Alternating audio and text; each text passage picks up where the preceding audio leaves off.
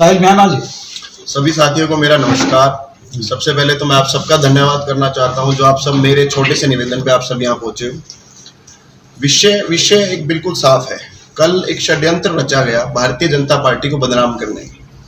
वो षड्यंत्र कैसे रचा गया, मैं कोई भी बात में सबसे पहले आप सबको बता देना चाहता हूँ कि कोई भी बात बिना सबूत के नहीं करूंगा, सबूत अपने साथ लेके बैठा।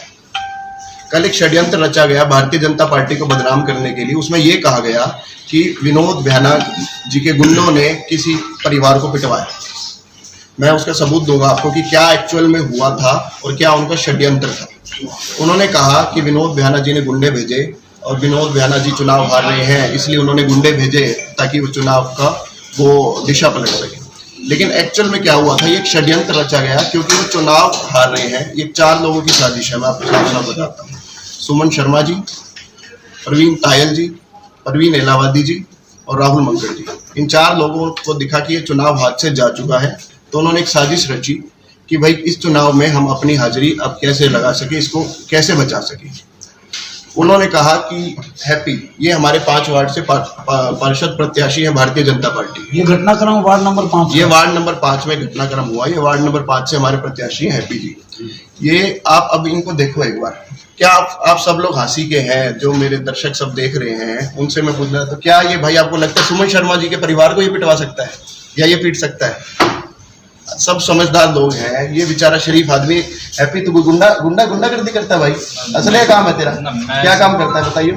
मैंने एक छोटी सी नाई की दुकान है जी लाल सड़क पे, और 8 सालों से दुकान है और अपना सभी के साथ बहुत भाईचारा है, प्यार प्रेम है। एक गरीब आदमी है जी, दलित समाज से आता है।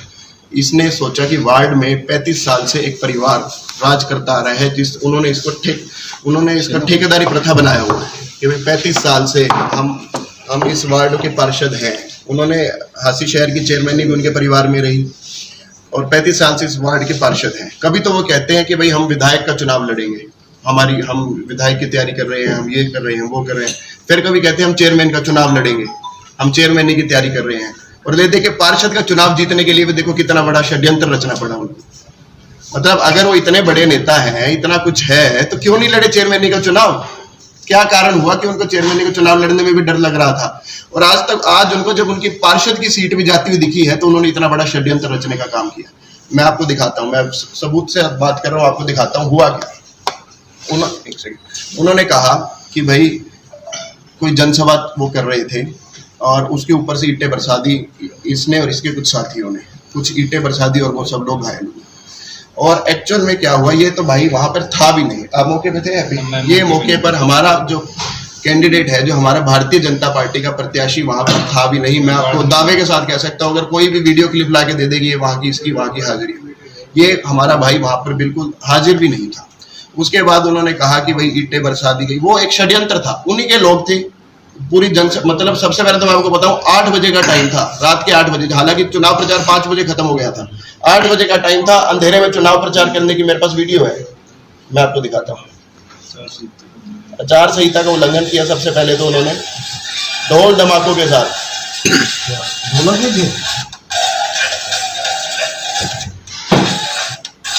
ये देखिए ढोल धमाकों के साथ कम से कम 100 आदमी, उन 100 आदमियों को ये बेचारा हैप्पी पीट देगा, सोचने की बात है।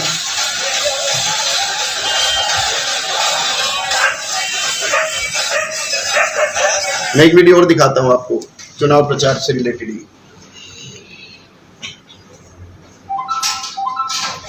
ये देखिए उनकी जनसभा चल रही है, वो नोटों की माला पहन के खड़े, बार बार कह रहे थे ना नोटों की माला पहना रहे हैं मेरे। ऊपर अंधेरा है, आप ध्यान से देखिए, सारे लोग ध्यान से देखिए, ऊपर अंधेरा है। रात के 8 बजे का ये वो है जो इनकी जनसभा है, रात के 8 बजे की है, ऊपर अंधेरा है। हालांकि 5 बजे चुनाव प्रचार खत्म हो गया, ये जनसभा कर रहे हैं यहाँ पर, ऊपर अंधेरा साफ दिखाई दे रहा है। इसी में झगड़ा हुआ है, इसी जनसभा में झगड़ा हुआ है। और फिर उसके बाद क्या होता है, वो कहते हैं भाई हमारे परिवार को बहुत ज्यादा चोटें लगी। अब इनके परिवार के कुछ सदस्य वहां पर गए और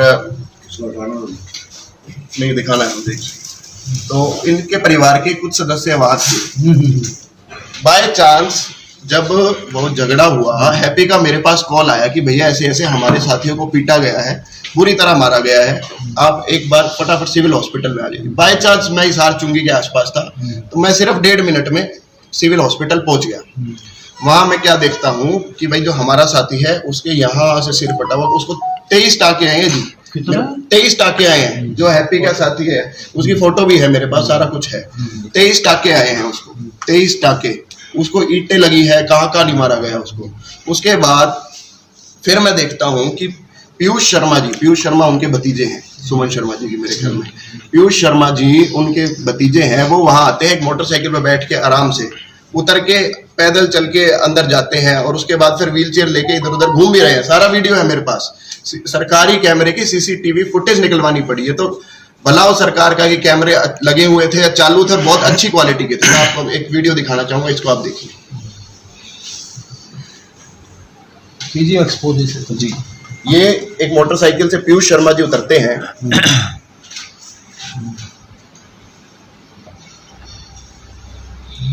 ये उतरकर अंदर गए। अब नेक्स्ट कैमरे में देखिए, नेक्स्ट कैमरे में बिल्कुल ठीक ठाक चल के जा रहे हैं। कौन से बड़े ये रेड टी शर्ट में, रेड टी शर्ट और शॉर्ट्स निकर जिसने डाली हुई है, ये रेड टी शर्ट में डाली हुई है, ये कैपरी डाली हुई है रेड टी शर्ट में पीयूष शर्मा जी। ये देखो व्हील चेयर लेकर इधर उधर घूम रहे हैं। ये व्हील चेयर को खुद ही, ठीक है, आपके सामने है, बिल्कुल भले चंगे हैं, कोई दिक्कत नजर आ रही है आपको? मैं एक बार दोबारा दिखा देता हूँ, कोई बात नहीं। आप ध्यान से देखो, ये पीयूष शर्मा जी मोटरसाइकिल से उतरते हैं, खुद आते हैं, फोन कान पे लगाया हुआ है, किसी साथी से हाथ मिलाया है, अंदर आए हैं, रेड टी शर्ट डाली हुई है और कैपरी डाली हुई है।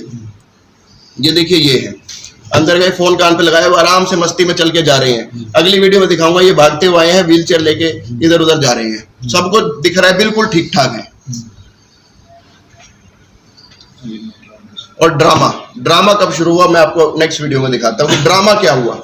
जब वहां पर थोड़ा सा हाहाकार मच गया कि भाई शर्मा परिवार के सदस्यों को पीटा गया, शर्मा परिवार के सदस्यों पर ईंटें बरसाई गई, ये 5 वार्ड में हमला हो गया, ये हो गया, वो हो गया, तो एक्चुअल में जब वहां मीडिया इकट्ठा हो गया, ये सारे जो मुखौटा डाले हुए हैं ना, जो जेजेपी के और कांग्रेस के लोग जब एकत्रित हो गए, मतलब जो भारतीय जनता पार्टी का जो भी विपक्ष था, चाहे वो जननायक जनता पार्टी के लोग हो, चाहे वो कांग्रेस के लोग हो, जब ये इकट्ठे हो गए तो इन्होंने एक ड्रामा रचा कि भाई विनोद भयाना ने 5 वार्ड के प्रत्याशी नितेश शर्मा और उनके परिवार को पिटवाया, ये है वो है, मतलब पूरा उन्होंने राजनीति हवा बनाने की कोशिश करी।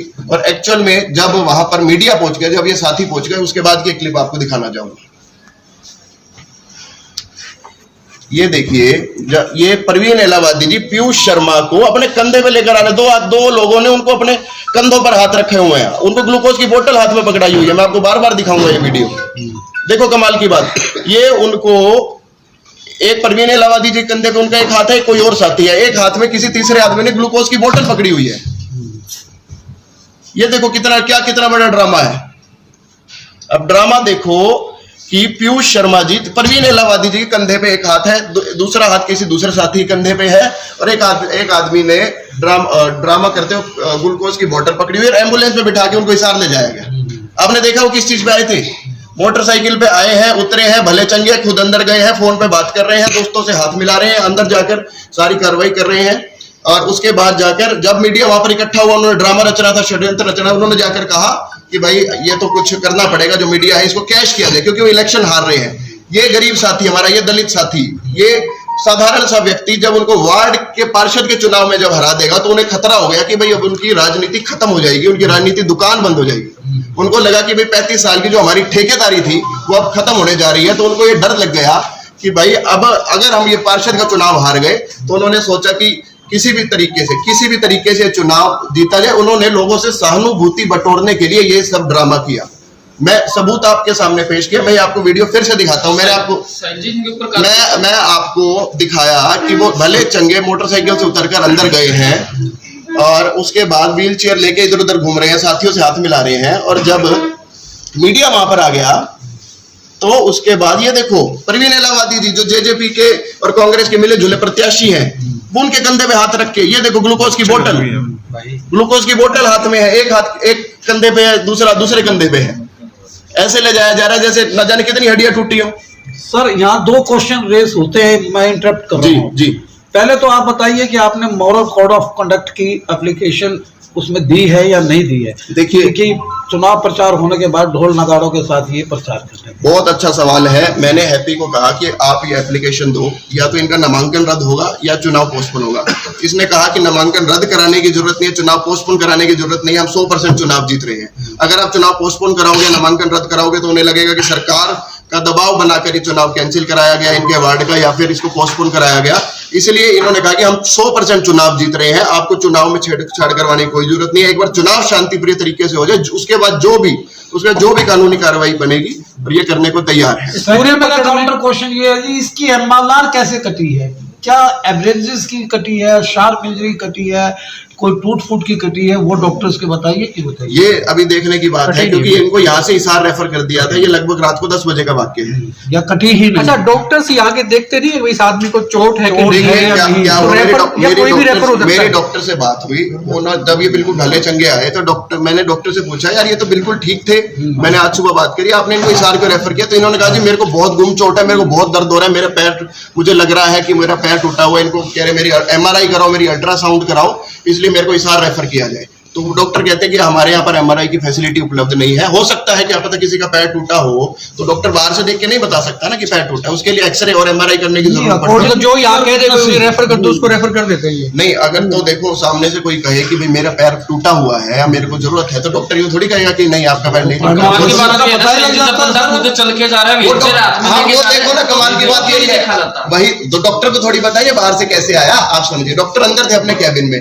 ये तो मेरा दिमाग सनका। अब मेरा दिमाग क्यों सनका आपको मैं बताऊं। जब ये पीयूष शर्मा जी वहां थे, जब वहां पहुंचे, मैं वहीं खड़ा था, क्योंकि मेरे को हैप्पी का फोन आ गया था। अब वो कहते हैं कि भाई हैप्पी हमें पिटवाना चाहता है, हम शरीफ आदमी हैं, और हैप्पी गुंडा है। बार बार उन्होंने एक शब्द का प्रयोग किया, ये गुंडे हैं। अरे बताओ, इस भाई की शक्ल देख के बताओ यार, एक नाई का काम करने वाला, सुबह कमा के शाम को रोटी खाने वाला आदमी, ये गुंडा है? मतलब ये कहां से गुंडा लग रहा है आपको? और ये लोग न जाने कहां का। अब आपको मैं सब, उसकी भी वीडियो है मेरे पास, मैं आपको बताना चाहूंगा। इन्होंने मेरे साथ भी इनकी झड़प हुई, पूरा गाली गलौज हुआ। मैं आपको वो वीडियो दिखाता हूँ, ये देखो। आपके साथ मिस हैंडलिंग हुई? मेरे साथ मिसबिहेव होगा। मेरे साथ दिखाई हुई और पूरी। हाँ, दिखाओ। ये एक वीडियो देखो। जब मैं वहां से निकल रहा हूँ, ये मैं हूँ जी, जब मैं वहां से निकल रहा हूँ, 10-12 मेरे साथ साथी हैं। 10-12 मेरे साथ साथी हैं। उसके बाद वो आते हैं और यहाँ पर धक्का मुक्की करते हैं। उनका मेरे ख्याल में सुमन शर्मा जी का बेटा था आकाश, उसने ये देखो, ये लड़का बद्दी गालियां दी उसने। मतलब मैं क्या मीडिया के सामने शब्द प्रयोग करूं। ये तो मैं था कि चलो भाई हम शरीफ आदमी हैं, हम लड़ाई झगड़े पड़ना नहीं चाहते, भगवान की दया से हम जनता के आशीर्वाद से चुनाव जीत रहे हैं, जनता के आशीर्वाद से हम चुनाव जीत रहे हैं, इसलिए ये चुनाव में भंग डालना चाहते हैं, और ये झगड़ा करना चाहते हैं, ये शहर का माहौल खराब करना चाहते हैं, और इसलिए ये चुनाव में भंग डाल के शहर का माहौल खराब करके चुनाव को कुछ ये सोच रहे कि किसी भी तरह से साम दाव दंड भेद किसी भी तरह से चुनाव को पलटा जाए। इस कॉन्स्पिरेसी आप जिसको कह रहे हैं, इसमें कौन कौन लोग? मैं आपको साफ बता रहा हूँ। एक तो किसी के जिसके कंधे पर वो हाथ रख के आ रहे हैं, उनको नहीं पता कि इसको चोट लगी है कि नहीं लगी। वो इस वीडियो में भले चंगे बाइक से उतर के फोन पे बात करते हुए अंदर गए हैं, और जब परवीन इलाहाबादी जी वहां आए, अब न जाने इनकी क्या अंदर बातचीत हुई। एक हाथ तो रखा परवीन इलाहाबादी जी के कंधे में, और एक हाथ रखा किसी और साथी के, और तीसरा साथी ग्लूकोज की बोतल हाथ में लेके। मतलब इलाहाबादी भी ढोंग में शामिल है? बिल्कुल 100% ढोंग में शामिल है, और इससे बड़ा सबूत क्या दें हम।